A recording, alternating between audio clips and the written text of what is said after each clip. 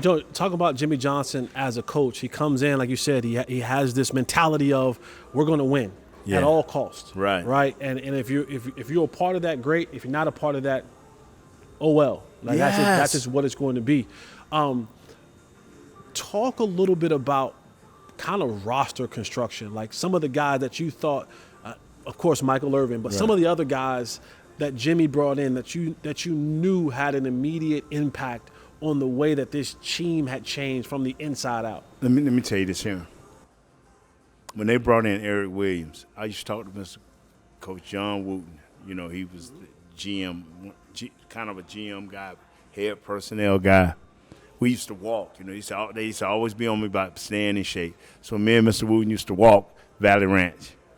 I said, Mr. Wooten, man, I know y'all always on me, but who y'all bringing in here this year? He said, man, I found this dude at Central Ohio.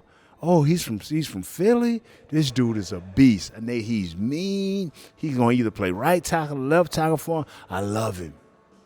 That next draft, man, I think Coach Wooten had to be he went to fussing with Jimmy and them. You know, because if you believed in a player, Jimmy wanted you to stand up on the table for him, especially if it was a later round pick guy. And I think Erik was a third or fourth round pick, and Wooten stood up on, we cannot let Philly get this guy. Philly's going to get this guy. He's a game changer. Man, Erik Williams came in here. I remember Erik, man. I used to sit right next to him. I'm sitting here, Erik sit right here, you know. First year, he wouldn't say much or nothing. Big Erik, what's up, man? What's up? Nothing. He said, man, I'm going to be quiet this first year. The next year, I'm going to make my move. He just told me that just to come on. I'm like, okay. So the only playing time he got that year was they put him in at left tackle going against, I think, Ken Harvey. He played for Phoenix back in the day, and he played for the Washington Commanders. And he got the best of Erik. Erik was a rookie. But the next year, now I'm playing right tackle. And Jimmy walked in and said, Erik's our right tackle. Now I'm playing right tackle. You think about, oh, girl, hey, you know what? I know I said 2 weeks ago before. I'm really coming home in 2 weeks now. But anyway, that's another story. But Erik changed right then. I'm saying when he said Erik is my right tackle, I'm still sitting next to Erik. And we was getting ready to play a great player. I can't think. He played opposite Derek in Kansas City, Smith or something. And he was an all-pro defensive end. And I was telling Erik, Erik said, I want you to watch film with me. And Erik watched the film. He listened to me the whole, just watch this, da-da-da, this, da-da-da. And Neil Smith. Neil Smith, yeah. He looked at me. I'm telling you, and I'm going to tell you exactly. He said, Nate, you giving this dude too much damn credit. I said, what? I said, Neil Smith, all pro. He said, I don't give a. You can cuss on this. If yeah, you but I'm not that word. Not that word. Not that four-letter word. I got you. He said, I don't give a. He said, I'm going to beat the hell out of this dude. He said, by halftime, third quarter, I'm going to look over there at you. I'm going to nod my head. The first quarter, you heard something like, hey, man, you can't do that. Man, quit putting your hand in my face, man. Shut the hell up. That's what Erik was telling him. Play ball. And then you heard something say, a crack. Pow! Like a gunshot. Pow! You heard that a couple of times. I'm looking over there.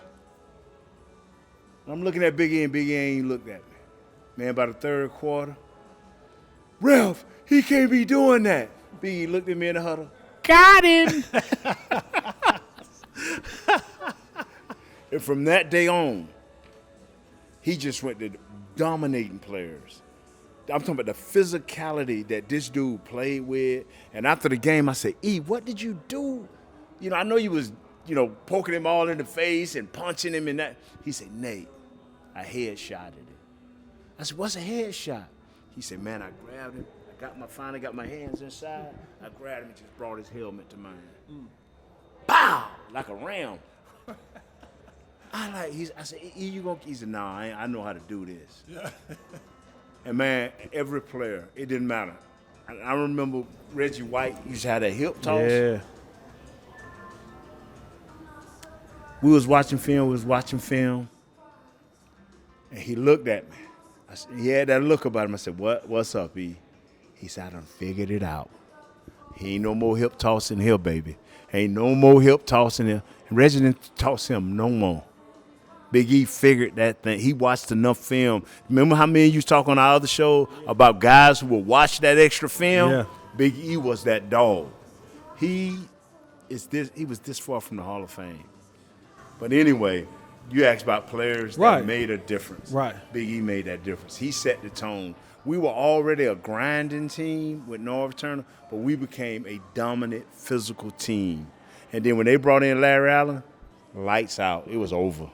It was over. We was not going to be dealt with. So who would you say on that offensive line? Because it was you, it's Big E, it's Larry Allen, Tuanay, Gold. I mean, you. Yeah. Who was like, who was the guy that was just the nastiest, like the dude that you didn't want to see him. You didn't want to see him in the alleyway. Larry was just gonna silently kill you, and when the game was over, you just gonna be like, I don't want to play him no more. Yeah. That's Larry Allen. He was just gonna look at you. He wasn't gonna say nothing to you.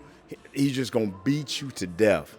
Big E was gonna not only beat you up, he's gonna throw you on the ground. He was gonna spear you. He was gonna elbow you. It was just gonna be, you're gonna have bruises places you didn't even think. Right. He was gonna headbutt you. He gonna mess. What's that? CTE? Yeah, he CTE'd a whole bunch of dudes. And so I'm telling you. So I'm gonna tell you one game we was playing. Dude played Philadelphia. Oh man, you may have to look this up too, sir. He came from Houston. Defensive end. This dude came to the club after the game looking for Big E. Oh yeah, Big E beat him to death in the game. Yes, sir. And I wish I could remember that. But bruh, Big E was the difference maker. Big E, just like the dude for the 49ers, the left tackle. Trent Williams. Take Trent off the field and they lose games. Right. You can lose Debo Samuels, you can lose Chris McCaffrey, but as long as you got 71, you got a chance to win. As long as we had Big E, we had a chance to win, bro.